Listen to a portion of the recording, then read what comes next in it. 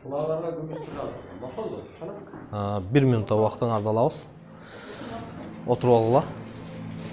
Мына урматтуу кыздарыбыз, урматтуу уулдарыбыз, силерге ушинтип 10 жылдык билимин, ушул тажрыйбаларды сиздер менен бөлүшүүдөн максатыбыз эмне десе, силерди ушул Кыргызстанда келечекте бир иштин башын кармап, ушул бейиштин төрүндөй болгон ата-энеңерди үйүңөрдүн төрүндө сыйлап, ушул мамлекетибизде өнүп өссүңөр үчүн биз ушундай убактыбызды эч ким каржылабай, мамлекеттин мыйзам негизинде уруксаты менен ушул мектептерде иштешип атабыз.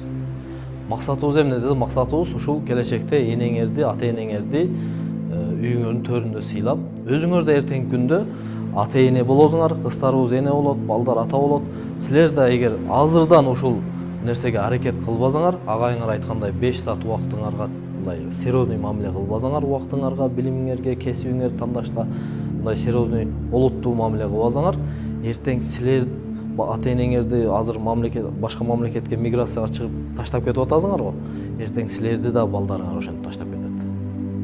Муну биздин бүгүнкү жашоодо мыйзам ченемдүүлүк дейт, а шариятта кайтар дүйнө дейилет.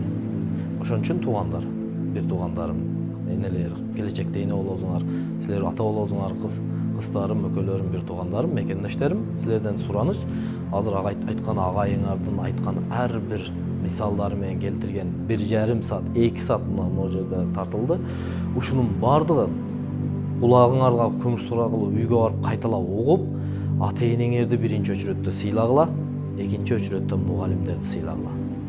Антпезек, акыркы учурда башка бир мамлекеттин бузуку түшүнүктөрү, биз башка мамлекеттин өнүккөн жагын алышыбыз керек. Өнүккөн жагын, билим жагынан, ишкерлик жагынан, бирок кээ бир бузукулугу да бар алардын. Ошо бузуку агенттери биздин мамлекетке кирип келип эмне болуп атат? Пулун берип койсо киргизип кое берет экен.